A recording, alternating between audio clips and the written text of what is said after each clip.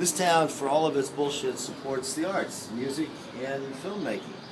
And, you know, the other one industry town where I've also lived, Washington, it's not, you know, I mean, I go to the arts section. I read the news. I keep up with what's going on in the world. But, you know, if I'm going to support something, it would be the arts and entertainment world. And so I'm, despite all the bullshit, what they make here is pretty goddamn cool. Some good films get made here. Some good music gets made here. So I support that. Anyway, so we're here with that as the backdrop. And I say we because, you know, I mean, I love what I do and I got to take a few pictures, but this is really the big we, you know, and I'll never ever have a chance to say this on the night. So Panos and Kim, who shipped the book out, and Panos is a good friend of mine, and hopefully because this book is popular, we'll be able to publish a book by Panos and publish a book by Joseph Kudelka at the same time. And everybody has played a part. Michelle's played more parts than I can even remember. Number one being a close personal friend beyond her relationship with Brian. Michelle supports me in every way. She tries to keep me out of trouble. She mostly does. I'm in less trouble than I was before. And I think she doesn't want to be known as the bad guy, but she's not that. She's gotten me out of a lot of trouble. And Candy is kind of like that too. Candy also keeps me out of trouble, keeps me on time, tells me what I'm supposed to do in the morning. I get a list every morning, I promise you. At 7:30 in the morning, I get a list from Candy. Good morning, you know, and here's what we got to do today. And she stays on my case. And she's a muse for the book, obviously. Digital assistant's what she came in to be. She's my main muse and my main worker and my main producer. She's no fucking bullshit. And I think all you guys know this already. Yeah. So right on. She's a sweet, I can't clap pretty, right now, nice sorry. girl. I like her for that reason. But the fact is that Candy is way more than that. She's a great picture editor. She came, when she came to New York, she and her boyfriend moved back to New York. And she came up, she found the pictures that are in the book that I wasn't even going to put in the book. And just general good spirit.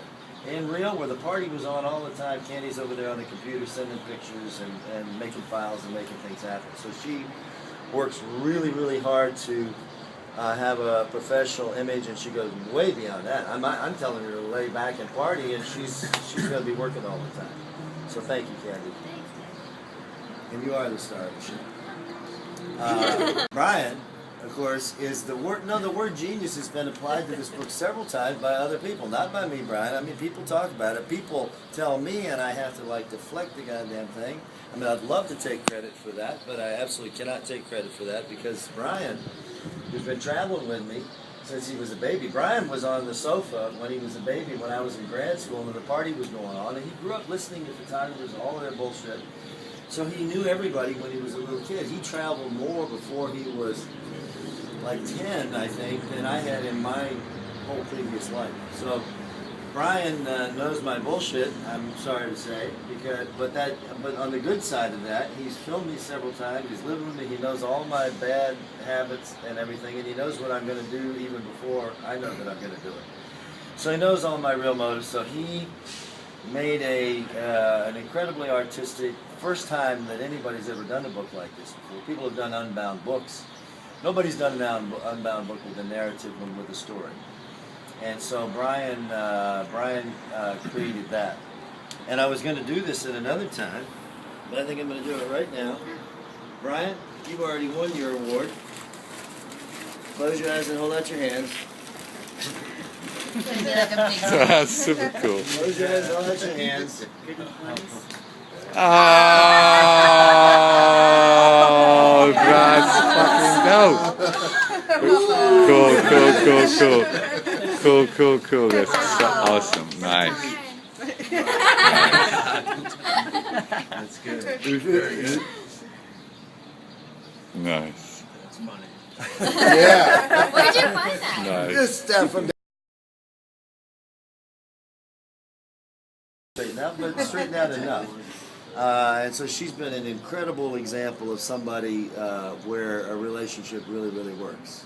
I hope you guys keep it together. because if you don't keep it together, he'll never. The burden's gonna go down. On me all over the world. Tony jumps on a plane like nobody's business, travels way more than I do, and gets everywhere all the time. I mean, you know, no matter where he tells you, you believe it because he's like working one day, skateboarding another day, and the next day he's in Austria buying some art, and he's hooking me up with people. And Tony's got a blue collar job, and Tony loves art more than anyone I know. Studies it, knows his art history, knows his contemporary artists, and so this is his hobby. He sometimes turns it into a business, and a pro skateboarder, and married to one of my most favorite women in the world, Amber. I'm glad you're married to her, not me.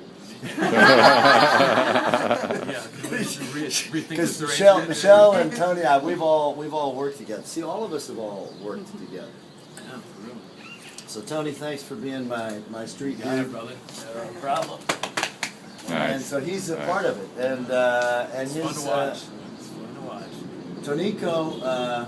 I've already said a lot about Tonico to all of you privately, and Tonico knows that I love him like a brother. And Tonico got me into stuff that I wouldn't have gotten into in the world in Rio. Introduced me to all kinds of things, and we were in favelas, and we were at people's party where gringos from the press are not walking around taking pictures. I mean, so I went from one extreme to another with Tonico. He's a humanist for sure, from an established family in Brazil, who has put a lot of time and effort and funding and help for the poor people in the favelas. So it's an example of the landed gentry doing good things as much as they possibly can for the people. So and when we go back to distribute for free newspapers from the Rio book that Candy and I are going down, I hope other people can come down with us. We're going to go down, and Tonico's going to help us distribute. Candy was a teacher in the favela. Tonico's involved in favela life, and so anybody can, I mean, wealthy people can have this for free too. But we're mostly going to pass it out through schools and community centers in favelas. I guess is the best way to do it. And his family is connected with the city government in Rio, and so somehow I got well connected there without even trying. Everybody's knocking on the door, and I just happened to be by accident. Because I kind of met Tonico almost by accident, late at night, and he was on his way with one of his many girlfriends, on his way to Bezos or something like that. And I said, well, I'd like to meet you, and he canceled his trip with his girlfriend and met me like at late at night, 11 o'clock at night in Santa Teresa. So we immediately hit it off, and we were doing the interview with Susan Welshman, who he didn't really know. He didn't have an immediate attraction to her exactly. he didn't really. So that one. But then we go down to his pool. If somebody doesn't want their picture taken, I'm not going to take it. I'm not going to push it. You know, I liked him as a guy. We got stoned together. We liked the girls. We liked the weed and the party life, and so we fit right in. But okay. So there was that on the surface, right? But way beyond that, we developed some kind of bond based on a lot of stuff. And Tonico just lost both of his parents within the last year. His father just a couple of weeks ago.